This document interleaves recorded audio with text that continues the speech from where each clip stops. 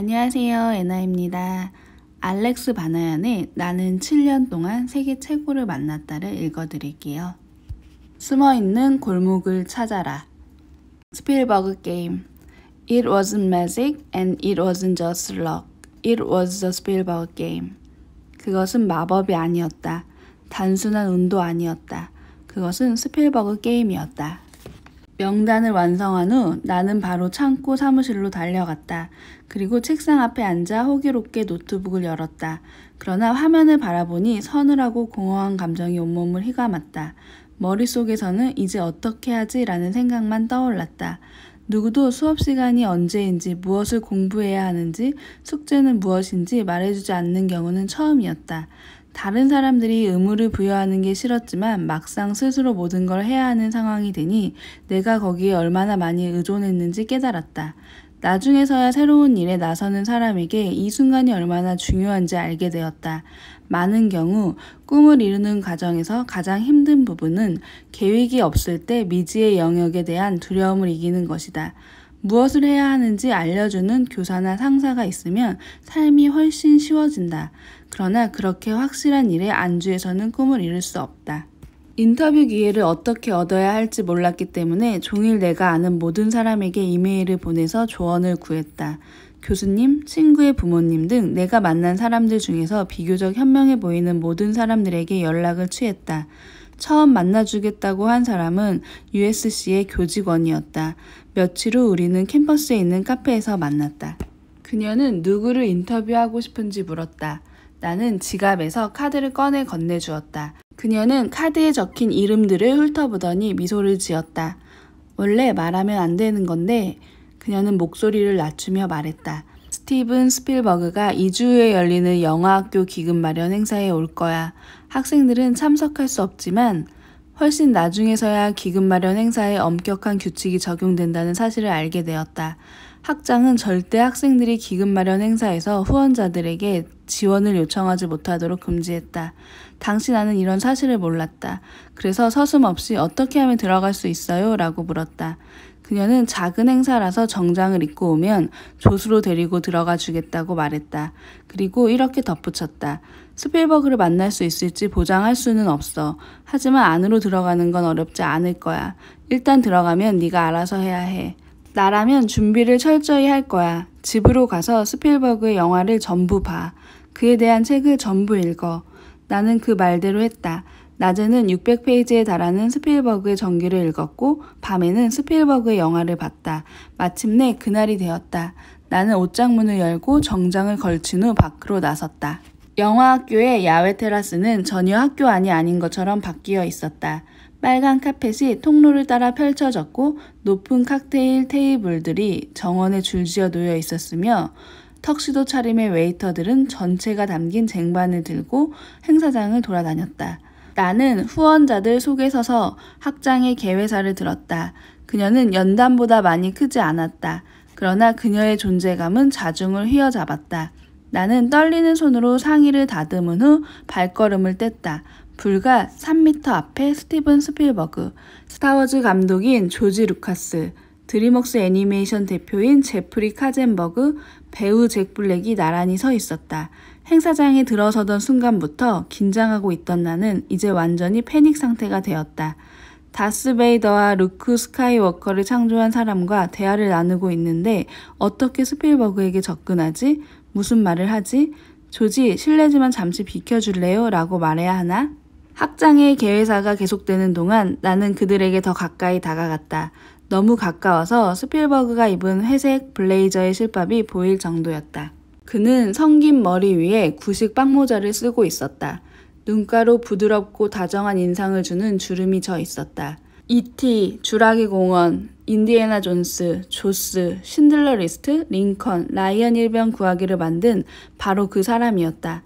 나는 그저 학장의 개회사가 끝나기만 기다리면 되었다. 박수 소리가 테라스를 뒤덮었다. 스필버그에게 걸어가려 했지만 발이 굳어버린 상태였다. 목구멍에 커다란 덩어리가 걸린 느낌이 들었다. 이게 무슨 일인지 나는 알았다. 학창시절에 좋아하는 여자아이에게 접근할 때마다 이런 현상이 일어났다. 나는 그것을 움찔이라 불렀다. 내 기억에 움찔이를 처음 느낀 것은 7살 때다. 점심시간에 나는 학교 식당의 긴 테이블에 앉아 주위를 둘러보았다. 벤은 감자칩과 그라놀라 바를, 해리스는 테두리를 잘라낸 칠면조 샌드위치를 먹고 있었다. 내가 싸온 점심은 무거운 플라스틱 그릇에 담긴 밥 위로 빨간 콩이 뜬 녹색 스튜를 끼얹은 페르시아 요리였다. 뚜껑을 열자 냄새가 사방으로 퍼져나갔다. 주위에 앉은 아이들이 나를 가리켰다. 그들은 썩은 달걀을 도시락으로 사왔냐며 비웃었다. 그날 이후 도시락을 계속 가방에 넣어두었다가 방과 후에 혼자 먹었다. 움찔이는 남들과 다르게 비칠지 모른다는 두려움으로 시작되었다가 이후 성장하는 동안 훨씬 커졌다. 아이들이 나를 뚱보 바나얀으로 놀릴 때마다, 선생님들이 내 차례가 아닌데 말한다고 소리를 칠 때마다, 내가 고백한 여자아이들이 입술을 깨물며 고개를 흔들 때마다 움찔이가 느껴졌다. 이런 작은 순간들이 모여서 움찔이를 살아 숨쉬는 괴물로 만들었다. 나는 거부당하는 게 두려웠고 실수할까봐 얼어붙었다. 움찔이는 최악의 순간에 몸을 마비시켰고 성대에 대한 통제력을 앗아갔으며 말을 흘리고 더듬게 만들었다.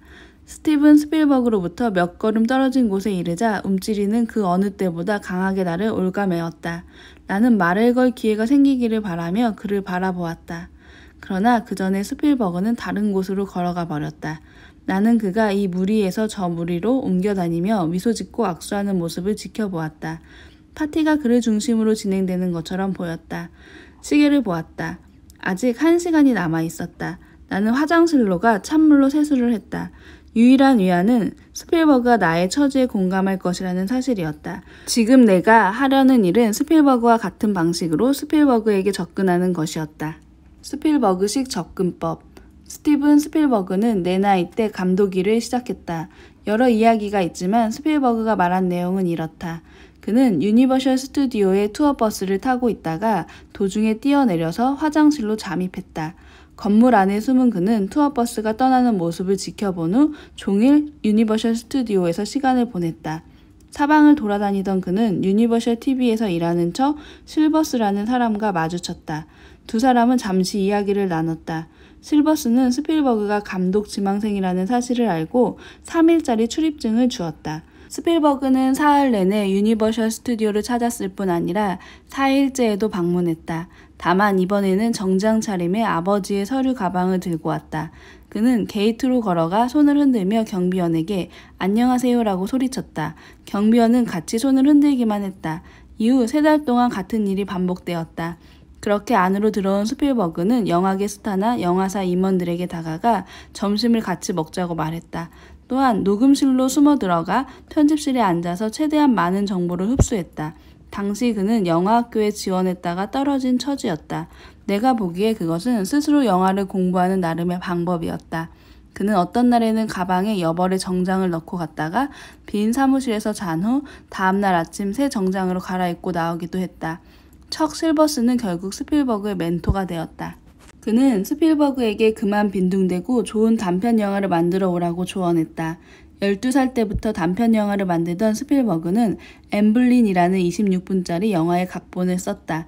뒤이어 몇 달 동안 영화를 찍고 힘들게 편집한 후 마침내 척 실버스에게 보여주었다. 영화는 실버스가 보면서 눈물을 흘릴 만큼 수작이었다. 실버스는 영화를 보고 나서 유니버셜 TV의 제작 부분 부사장인 시드 샤인버그에게 전화를 걸어 이렇게 말했다. 부사장님, 보여주고 싶은 게 있어요. 지금 여기 쌓인 영화만 해도 엄청나. 오늘 자정까지 퇴근할 수 있을지 모르겠어. 그래도 영사실로 보낼 테니까 꼭 오늘 밤에 보세요. 그 정도로 좋아? 네, 정말 좋습니다. 부사장님이 안 보면 다른 방송국에 빼앗길 겁니다. 시드 샤인버그는 엠블린을 보고 나서 바로 스필버그에게 만나자고 요청했다. 스필버그는 급히 유니버셜 스튜디오로 달려갔다. 샤인버그는 그에게 바로 7년 계약을 제안했다. 그렇게 해서 스필버그는 헐리우드 역사상 대형 스튜디오와 계약한 최연소 감독이 되었다. 나는 이 이야기를 읽었을 때 스필버그가 인맥 게임을 했다고 생각했다. 즉 사람들을 만나서 쌓은 인맥을 활용한 것처럼 보였다. 그러나 인맥 구축이라는 말은 취업 박람회에서 명함을 나누는 광경을 연상시켰다. 스필버그가 한 것은 단순한 인맥 게임이 아니었다. 그보다 많은 것들이 있었다. 스필버그의 게임은 이런 행동들을 낳았다. 첫 번째, 투어버스에서 뛰어내림. 두 번째, 업계 인사를 찾음. 세 번째, 업계로 들어갈 수 있도록 도움을 구함. 나는 자신의 명성을 걸고 업계로 이끌어줄 인사를 찾는 일이 가장 중요한 단계라는 사실을 깨달았다. 척 실버스가 스필버그에게 3일짜리 출입증을 주지 않았거나 부사장에게 전화를 걸지 않았거나 스필버그의 영화를 보게 만들지 않았다면 스필버그는 결코 계약을 따내지 못했을 것이다. 물론 스필버그는 놀라운 재능을 지녔다. 그러나 재능 있는 다른 감독 지망생들도 많다. 그들과 달리 스필버그가 계약을 따낸 데는 이유가 있었다. 그것은 마법이 아니었다. 단순한 운도 아니었다. 그것은 스필버그 게임이었다. 현존하는 최고의 영화 감독을 만나다. 나는 화장실 거울에 비친 내 모습을 바라보았다. 내 앞에 서 있는 스필버그에게 접근하지 못한다면 사명은 시작하기도 전에 끝난 것과 다름없었다. 나는 연회장을 돌아다니다가 다시 스필버그를 발견했다. 그가 테라스의 한쪽으로 걸어가면 나는 다른 쪽으로 걸어갔다. 그가 멈춰서 누군가와 이야기를 나누면 나는 멈춰서 휴대폰을 들여다봤다. 나는 바로 가서 콜라가 담긴 잔을 든 후 테라스를 훑어보았다. 순간 심장이 멈출 뻔했다. 스필버그가 출구 쪽으로 향하고 있었다. 나는 미처 생각할 겨를도 없이 잔을 내려놓았다. 그리고 그를 쫓아 후원자들 사이를 요리조리 빠져나가고 웨이터들을 피하고 테이블 주위를 재빨리 돌았다. 스필버그는 출구에서 몇 발짝 떨어진 곳에 있었다. 나는 속도를 늦추고 그에게 다가갈 완벽한 타이밍을 찾으려 했다. 그러나 더 이상 완벽을 기할 시간이 없었다. 저기 스필버그 씨, 실례합니다. 제 이름은 알렉스이고 USC 학생입니다. 혹시 차까지 가는 동안 몇 가지 여쭤봐도 될까요? 그는 걸음을 멈추고 어깨 너머로 고개를 돌렸다. 금속대 안경 너머로 그의 눈썹이 축혀 올라갔다. 그는 팔을 들어 올리더니 나를 안아주었다. 대학교에 몇 시간 동안 있었는데 자네가 오늘 처음 본 대학생이야. 당연히 물어봐도 되지. 그의 따스한 말에 움찔이가 녹아서 사라졌다. 주차장으로 가는 동안 나는 그에게 사명에 대한 이야기를 했다. 거의 무의식적으로 말들이 흘러나왔다. 그것은 단순한 설명이 아니었다. 나의 신념에 대한 이야기였다. 방금 만났다는 사실을 알지만 다시 목구멍에 덩어리가 걸린 느낌이 들었다. 저와 인터뷰를 해주시지 않겠습니까? 그는 다시 걸음을 멈추고 천천히 내 쪽으로 몸을 돌렸다. 그의 입술은 다물어졌고 그의 눈썹은 육중한 철문처럼 굳어졌다. 대개 그런 요청은 거절해. 그는 말했다. 우리 재단이나 내가 만든 영화를 홍보하는 경우가 아니면 인터뷰를 하지 않아. 어느 순간 그의 눈빛이 부드러워졌다. 대개는 거절하지만 이유는 몰라도 자네한테는 해줄지도 모르겠어. 그는 햇빛이 강하지 않은데도 눈살을 찌푸리며 잠시 하늘을 올려다보았다. 무슨 생각을 하는지는 알 길이 없었다. 그는 마침내 고개를 내리고 나를 바라보았다. 일이 되게 만들어봐. 그가 말했다. 일단 다른 인터뷰들을 해. 그 다음에 찾아오면 생각해 볼게. 그는 나와 조금 더 이야기를 나눈 후 작별 인사를 했다. 차를 향해 걸어가던 그는 갑자기 돌아서며 한 번 더 나를 향했다. 그는 나를 바라보며 말했다. 자네는 해낼 수 있을 것 같아. 자네를 믿어. 할 수 있을 거라고 믿어. 그는 비서를 불러서 나의 연락처를 알아두라고 말한 후 차를 몰고 자리를 떠났다. 비서가 명함을 달라고 말했다. 나는 창고 사무실에서 만든 명함을 뒷주머니에서 꺼냈다. 그때 외마디 고함이 허공을 갈랐다. 안 돼. 영화학교 학장이었다. 그녀는 우리 두 사람 사이로 팔을 뻗어서 명함을 낚아챘다. 그녀는 지금 뭐 하는 거지? 라고 물었다. 스필버그 씨가 부탁해서 이 비서분한테 제 명함을 주는 건데요. 라고 대답했어야 했다. 그러나 나는 얼어붙은 채로 그냥 서 있었다. 나는 대신 해명해 주기를 바라며 비서를 바라보았다. 그러나 학장은 나의 시선을 보자마자 그에게 떠나라고 손짓했다. 명함도 전화번호도 받지 못했고 심지어 내 이름도 알아내지 못했는데 말이다. 이러면 안 되는 거 알잖아. 학장은 나를 쏘아보며 소리 질렀다. 여기는 그런 자리가 아니야. 그녀는 내가 영화과 학생인지 물었다. 그녀의 목소리에 담긴 분노가 가슴을 때리는 듯했다. 나는 제대로 대꾸하지 못하고 말을 더듬었다. 내가 듣기에도 잘못을 스스로 인정하는 것 같았다. 말했잖아. 그녀는 분노를 터뜨렸다. 입학한 첫날부터 이런 행동은 용납할 수 없다고 말했잖아. 나는 무엇을 잘못했는지도 모른 채 용서를 빌었다. 그녀의 분노를 다독이기 위해 할 수 있는 말은 무엇이든 했다. 학장은 내 눈에 눈물이 고일 때까지 나를 다그쳤다. 그녀는 단신이었지만 나의 머리 위로 우뚝 솟은 것처럼 느껴졌다.